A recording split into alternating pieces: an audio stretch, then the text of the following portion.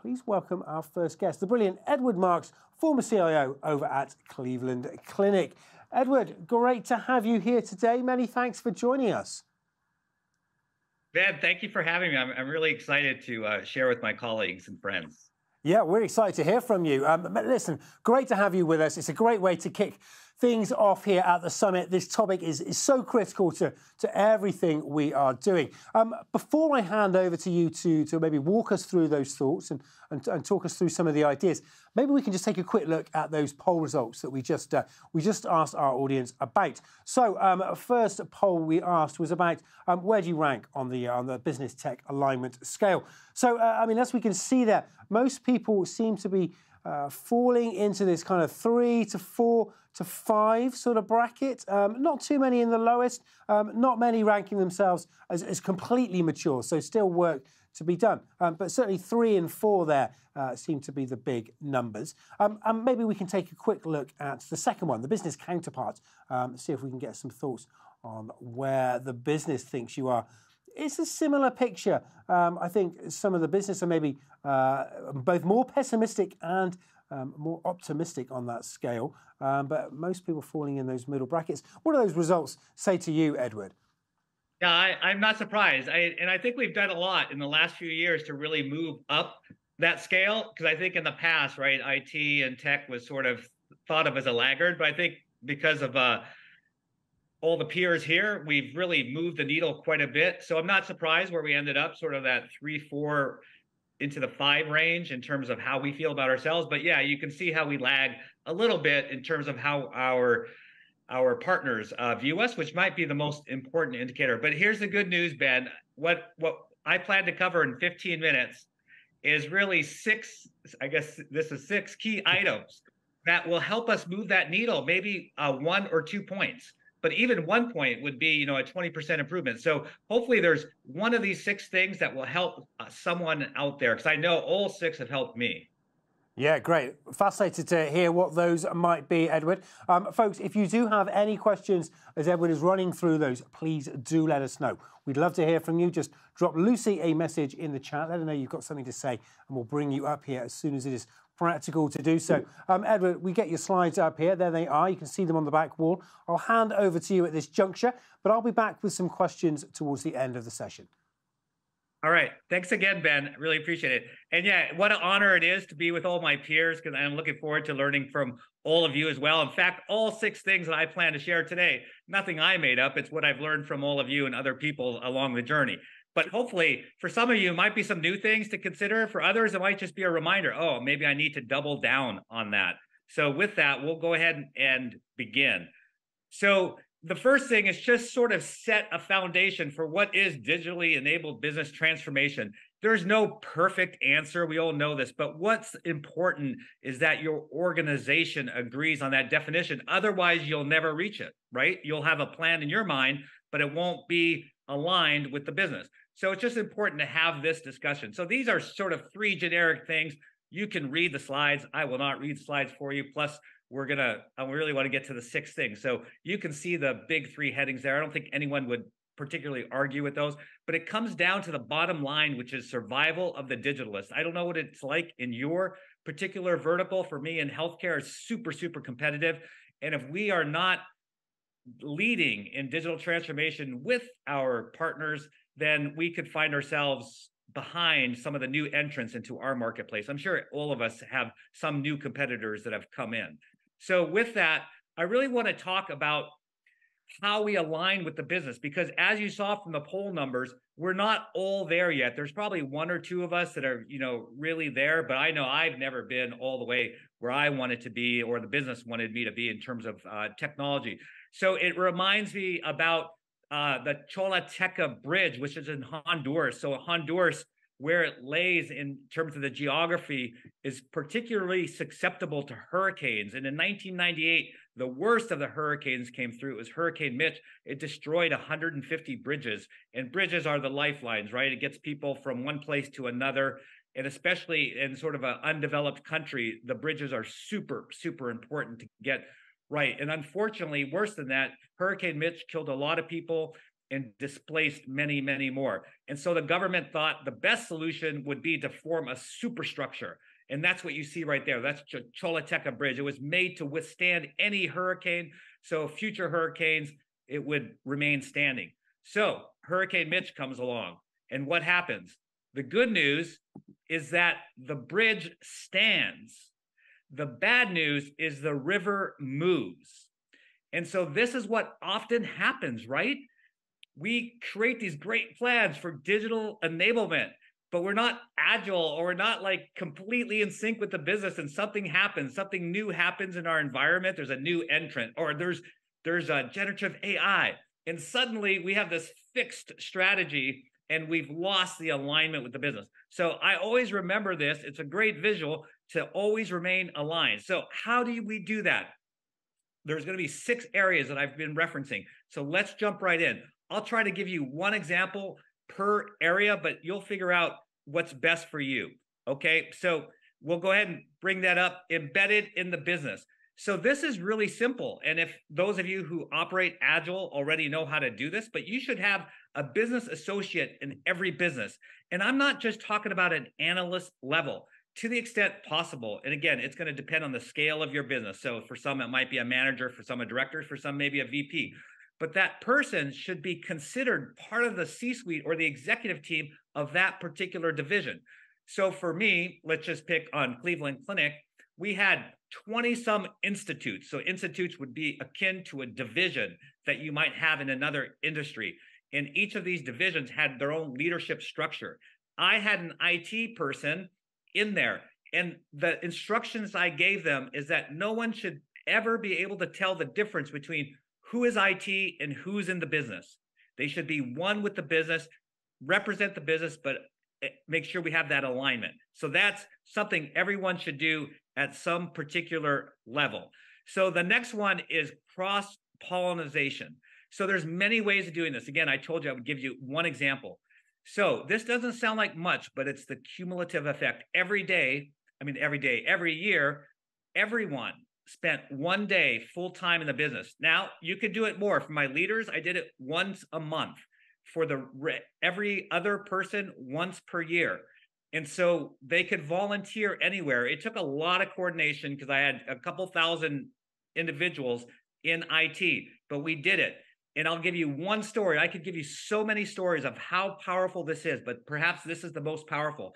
Remember, I'm coming from healthcare here, and the individual, everyone had to respond. We had like a SharePoint type place where everyone shared their experience, what they learned, what we could do to, bridge any gaps that they might have seen.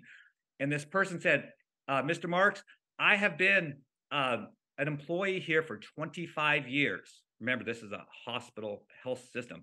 He says, I never knew we had patients. Of course, he knew here we had patients. He didn't know here. It was a profound change in that gentleman, and he became the best darn database administrator we ever had because he finally caught the reason why we're there. And that's what that cross-pollination does. You could go to an extreme level like I have. I served once a week in the OR. In the operating room, I shared a shift from 5 a.m. to 1 p.m. So anyone could do it. You got to walk the talk, and us as leaders, we need to lead the way. And so you could learn any skill pretty much and do something similar, whether you're a factory or some other services, you could figure out a way to work your way on the shop floor. So I really highly encourage that. All right, so the third one here is really about shared performance objectives. So I always made sure, again, because I had a person from IT in their business in a leadership capacity, I made sure that we met routinely and developed shared OKRs, objectives, key results, or KPIs, whatever you might call them, and associated wherever we could shared incentives. So a lot of the organizations I served with had some sort of incentive or bonus plan, and I made sure to tie ours together at the hip with the business. And so one example would be physician satisfaction. So that's like a customer satisfaction rating. And I tied that to the medical staff. And so they did an annual survey. And on the annual survey, a lot of it has to do with technology enablement, how much they're happy with their job, burnout, things of that nature, how helpful is IT, all that kind of thing. and they survey across every part of the organization, HR, finance, IT. So I get the call. The first year we do it, I get the call from George. He's the head, he's the chief of staff. And he says, Ed, I need to talk to you. We got the results in from the survey, and IT was rated #1. That's never happened in that organization. I mean, never any organization I've served in actually was IT rated #1, but it was a shared incentive. So they did well as a result, and IT certainly did well. It just tied us together, and that's why we were able to deliver satisfaction. All right, so that was 3 so far. So I have 3 more to share with you, and hopefully some of these are resonating. There is that fireside chat Q&A that's coming up. So if you need clarity of any of these, have other ideas, please throw them my way. All right, so what you're seeing here is on relationship. How do you make sure you have a tight relationship? Now, I think that the more authentic you can be, the deeper your relationships will go. And when things go wrong, and we all know they do, it won't be as punitive or negative, or there'll be more grace, there'll be more forgiveness. And I think it's really important. So how do you do this? I always made myself available to the business multiple ways. I did walk with Ed. So at the Cleveland Clinic, we have, because it's so cold in Cleveland in the winter months, we have miles of walkways that interconnect all of these fabulous facilities. And so I said, and I know my customers, the doctors, start work at 7 or OR even earlier. So I would say at 6 a.m., I'm going to be here. Let's get steps in together. At 6:30, I'm going to be down this hallway. And they would show up, and we would walk together and talk. And then for others, I would do wine, whatever it is that they might like. We had a pub associated in a connected facility. And so sometimes that's where people would go after hours just to relax and just hang out with friends, have dinner, that sort of thing. And I would meet them there. They didn't have to drink. The emphasis wasn't on the drink. The emphasis was on getting together in a natural context. So always, those are just 2 examples. I also did run with Ed. So whatever it is, I did multiple different things to connect, and I developed these relationships that are strong and powerful even today. In fact, I'm co-writing a book with several of these institute leaders right now on AI, because those relationships are so, they're melded together in strength. So, and I needed those, right? When things didn't go well, something happened, a project catered, they were there for me. So that was really cool. Scalings, right? So if it's just you doing these things, you're in big trouble. I know I could never do it on my own. I've been in small organizations where maybe I had, as I was working my way in my career, maybe 10 people on my team, all the way up to several thousand. But the same principle still held true. If it was just me, I'd be in big trouble. And certainly the larger the organization, the more you need to scale the leadership. And I love HR programs, and I sent people to HR programs. I love professional development programs and conferences like this, and I sent people to them. But we took an extra step because we wanted to go all the way, every layer of our IT organization. So we created a business technology leadership academy, no cost. Now, everything I've shared so far, I think there's no cost associated with it. It's just leadership and structure. And so this was a way of scaling our leaderships. And we, like I said, we developed, so we always kept room. We had a cohort of 10 per year, and they went through 10 months, 1 meeting per month on a specific thing related to business and technology. They had a capstone project at the end of the year, which in fact, they would give them real problems that they helped solve that my leadership team struggled with. So it was very cool, but they felt like this was the most important thing to them to get into that program. We had over 100 applicants for the 10 slots each year. And like I've been trying to share, these were analysts that got into the program, as well as directors, as well as vice presidents. And the program was taught by my direct reports and myself. And then during those 10 months, we mentored. We each had a one-on-one with one of the students for 10 months. That's 10 1.5-hour sessions. We poured ourselves into these people. Now, again, just like every example I've given you, if it's a one-off, it's still good. Like if you do 1 day a year with a clinician to learn their environment, it's okay. But imagine you do it 5 years in a row. In that cohort I just discussed, that's 50 leaders that are in all levels of your organization. That's how we've had such amazing experiences wherever I've been. It's not because of me, it's because of all these different things that we've done. Okay, I've got to move on. All right, so we talked about scaling leadership. Okay, so the last one is strategy and governance, right? This is really important because you could have all the great theories, you could do all the things I just talked about. But if you don't have strong strategy and governance, you are going to be that bridge, the Choluteca Bridge, or worse. That bridge will be completely destroyed. And so a couple things that I've done that work well, and I know some of you will hear this and say that'll never happen for me, but I did it. And I thought the same thing, but you just take action. So one of the most important things is to have the CEO chair the IT governance committee. So you probably have some sort of IT or digital technology, some sort of governance committee that helps you make IT investment decisions. We all know I've had beautiful structures, but then a CFO could change the answer that we spent all this time on. So finally, I just said, you know what? I'm going to the C-suite, which were my peers. And I said, look, you're going to make these decisions anyways. We'll still have a lot of collaboration at the lower levels, right? Because they really know what's going on and the right things to do. And I don't expect you as a C-suite to know all those details, but you've got to trust what information you get. But ultimately, you're going to hear the end pitches and make the decisions and stick with them. And I've done that at multiple organizations and complex organizations. You know, I know we represent a lot of different industries, but Peter Drucker said academic medicine, by far, academic hospitals, such as the Cleveland Clinic, are by far the most complicated structures in the world. So if we can do it there, you can certainly do it where you are. And of course, the strategy was collaborative because we had what? We had IT in the various businesses, and we shared decision-making, and we didn't always win our way, right? That's just part of the negotiation and the relationships. And so my final example on this would be how we had an institute, again, like a business division, refused to do anything with IT because they had bad experiences. There was no trust. So we did this relationship building. We did all the things I just told you. And finally, we got the president of that institute to come to our data center when we had data centers and see for himself, wow, this is just like your cardiovascular system, of which he was a cardiac surgeon.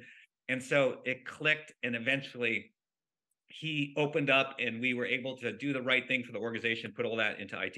All right, so how does this all manifest itself in real life?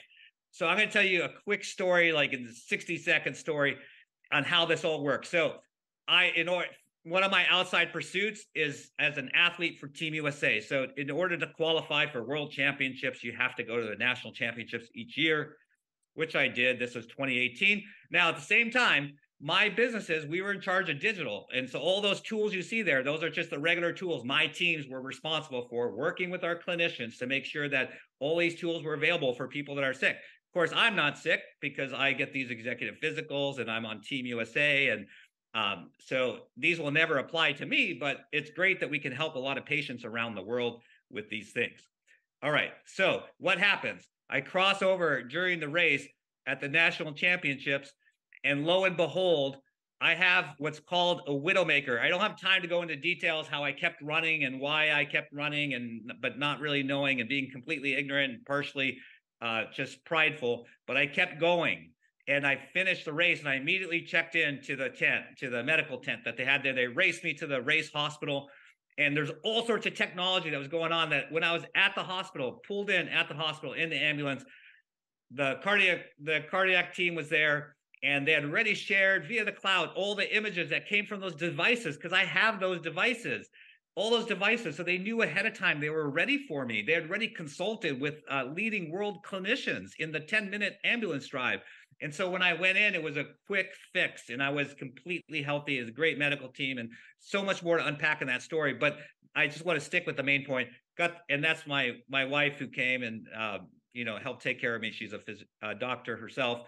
And so the point of the story is 90 days later, I crossed the finish line at the World Championships. Now, they said you'd never be able to walk 10K in 90 days, let alone do a complete race and represent our country. But because of those technologies I just showed you, the clinicians, instead of fixing me up or looking at me every couple of weeks and adjusting medications and protocols, they were doing it daily. Why? Because of that technology, that digital technology. And why did it exist? Because we had alignment with the organization, and it actually ended up saving my life or improving the quality of my life if nothing else. So that's why I'm so into this sort of like, how do we make sure we have alignment with the business and doing digital transformation, is because, you know, and all industries are different and all industries are important. You're doing great things for other people. For me and for my industry, it's about saving people's lives or improving the quality of life. And that's what we did. And it was and I just think if we hadn't done all those things I just spoke about, that may not have happened. So that's why I'm so excited to share with you all these different things. So I'm going to stop talking and I'm going to go back to Ben. And I know we've got some questions and whatnot, and we can get right at it. So that's it. So Ben, back to you. Yeah, great stuff. Many thanks, Ed. A fascinating story, loads of great examples. So glad that business and IT were able to align, save your life, bring you here with us here today to be able to share your learnings. You know, great that you've been able to save so many lives along the way as well over at the Cleveland Clinic. Folks, if you do have any questions on any of that for Ed, then please do let us know. Just drop Lucy a message in the chat or raise your hand and we'll get to you as soon as we can. A couple of questions from me to maybe kick things off, Ed, if I may, while we're waiting for the audience to marshal their thoughts. And my first question is around your kind of experience. You've got pretty broad experience as a CIO in healthcare, on the vendor side, on boards of directors, on the entrepreneurial side as well. What have been the kind of the biggest blockers to getting this IT and business alignment in those various roles over the course of your career? Are there any commonalities there? Yeah, I think it's largely human barriers, right? Because you'll run into people that are prideful, right? And they don't want to, or they don't want to change, or they fear change. Sometimes you have organizational barriers that you need to conquer, but again, it sort of comes down to the people side. So I think probably the common thing is really on the people side, and that's why I'm so big into relationships, Ben. And I do everything I can to really nurture relationships, be super humble, let other people win. You know, thinking about letting them win some battles because you're focused on winning, you know, these wars or what have you. And so that's how I've sort of navigated the way. But it's usually sort of these human relationship that are the underlying things of all these different barriers. Yeah, great stuff. Love the idea of walking with Ed.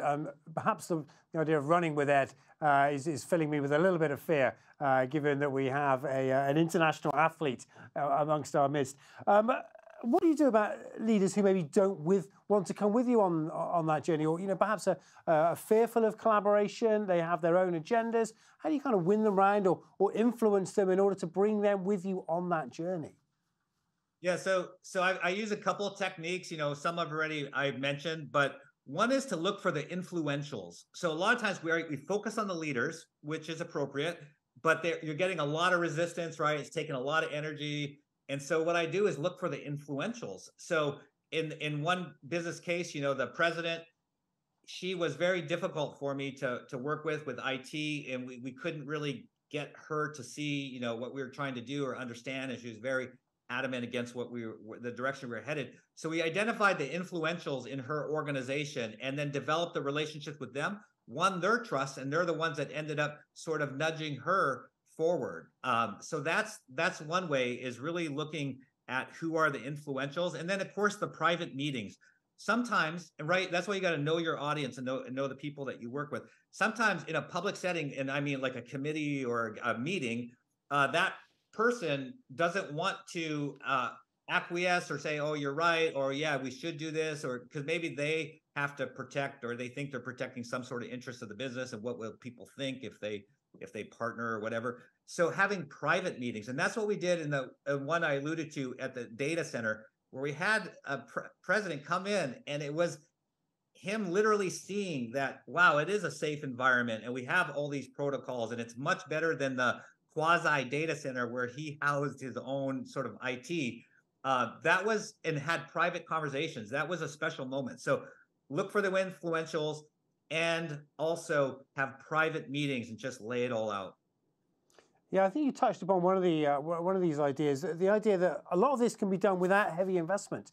It doesn't necessarily require huge amounts of money to facilitate this change. I guess what it does require is time. So how are you, what was your advice for leaders looking to carve out time in their schedule to do some of these things that you've been describing, to make time to build those partnerships and relationships, to make time to train and develop staff and bring others with them on the journey? So I know most of us are executives or directors and above. And I think at that point, especially at a vice president level, and again, it just scales, depending on the size of your organization, the majority of our time has to be spent on relationships. You got to hire the right people to take care of the daily tasks, of the super tech things. And your job now is pure relationships. It's relationships with your team, developing those leaders. It's the relationship with the customers, making sure that we're hitting the mark and developing products and services to help them and enable their businesses. So I think if you're finding that you don't have enough time, I would look at my time, my calendaring, and say, if I'm spending too much time in IT, that's a bad thing. You should spend the majority of your time outside of IT. And so I even had a phase of about 5 years, Ben, where I got rid of my office. So I had no office. This is pre-pandemic, where it's kind of like, everyone was kind of remote. But I did this before the pandemic, got rid of my office, and people say, "Where's your office?" It's in my offices with you. And I literally moved offices every week. And that gives me one last idea, Ben, that ties some of these things together that might be helpful for people. My team meetings, so once a week, right, I would meet with my direct reports, never had them in IT. Never had those meetings in IT. Where did we have them? In the institutes, in the businesses. And so literally every week, so I mentioned already, we had 20 some business units. And we had some international too. And so you can't always travel international, but you can do it via Zoom or whatever. So you can't use that as an excuse. So we would literally be in their physical space. We did the 20 some business units. And then, of course, we have HR, finance, all the corporate ones. We did the same thing. So we made it about twice. And then the hospitals were like another business unit. So there's probably like 35, so almost twice a year. So that was the goal, twice a year. But as you can see with the math, it's more like 1.5 times a year. We had our executive meeting in their facility. And in the second half of that meeting, Ben, they would join us and we'd do a check-in. And then we would do rounds. We would walk the facility. We would tour the facility. I've been in every facility so many times. I didn't need to do it, but you have to walk the talk. So I take my people with me, and it developed these relationships. They were like, HR never does that. Finance never came here. And you all are spending time with us. They loved it. I mean, that's a huge, huge win that includes, those 6 things, probably half of those 6 things are embedded in that one move. And it's easy. You got to meet anyways. Exactly. Getting people excited about this is half the battle, more than half the battle. So I'm delighted to say we've got a couple of questions from our audience here. And I think first up, we're going to go to Dario over at Catholic Health. Hi there, Dario. Good to have you with us. Ed, thank you so much for those great insights. It really is very, thoughtful of you. You've been very successful. You've done a lot of great things. What I wanted to ask you is, usually success is paved with failure, right? Failure is one of the many steps on the road to success. So what would you say has been your greatest disappointment, and what did you take away from it? Yeah. Oh, I have many. I don't know if we have enough time, Ben, to cover all these, but I think Ben, the main one might be, or one of the main ones would be with innovation. So we were really trying to be a very innovative technology, digital, working with the business. And we invested a lot of time in a certain technology. It was, if I go back a couple of years in this example, it was the Surface by Microsoft, but the big table Surface. I don't know if you remember those. But we spent some money, some political capital buying one of those, getting some investment dollars to do some of our own development. And we did develop something pretty cool. And I still have pictures, and you'll relate to this because in healthcare in the United States, we have Office of the National Coordinator. So he was there. So it's like the bigwig doctor for tech and healthcare. And he was there. We were all excited. And it was pretty cool. But the next week, Apple, the iPad came out. The form factor being handheld, and we had been developing on a table that you could not be mobile. So that was really disappointing because we were like so anxious to prove it that we can do something super innovative, and we were, and so that was kind of deflated us for a little bit. But we did end up taken that, and if you go to Texas Health today to the Chief Medical Information Officer's office, you will see that table now used as a coffee table, and now we use it, or they use it, as sort of a reminder that, hey, it's good to innovate. You should always innovate. And while we're disappointed, there was some good that came from that effort, and it helped with our culture. So that's a big one that always stands out to me. Great, thank you. Yeah, great. Love the story. I love the question as well, Dario. Many thanks for that. Our next question comes from Ilan over at Ally. Hi there, Ilan. Great to see you. Oh, you might be on mute there, Ilan. Yeah, sorry. There we go. It happens. It does happen. Yeah, we got you now. So this is my fourth GDS summit. I enjoyed this discussion because of all these things what we are discussing. This is really, really great. Yeah, I am from Ally. I work as a senior director, advanced business analytics. So I wanted to ask this question, right? So we are talking about especially business and technology. It is always the biggest challenge to align IT and technology, IT and business. The one thing, whatever you were talking about, the board discussion and everything is great, but financials, right? That is one of the biggest things, ROI.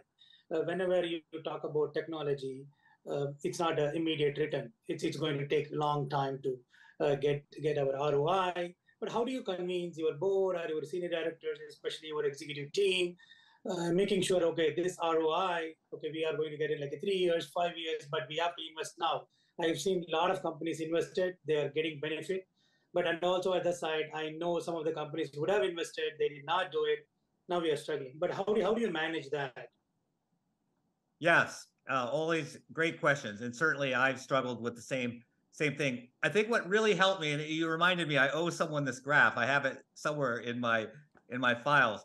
Is what we did was, everything that went through governance, of course, had to have a business plan and ROI, and ideally a financial ROI. Harder in healthcare because, people will argue quality, and they're right, quality and number of lives saved, things like that, no financial return. But there was enough things with financial returns. And so we did, so I answer your question in 2 parts. One's going to be this graph, but this was the most powerful part. What we did is the final slide in any presentation was kind of the ROI slide. In one slide, show us what is the ROI, measurable ROI, whether it was quality, safety, ideally financially somehow. And they knew that in 6 months post go live, they were coming back to that committee. Remember, chaired by the CEO. And then they come back in 18 or 24 months, just depending on the type of project. And what we do is we show 2 slides. 1, the original investment slide. 2, the reality.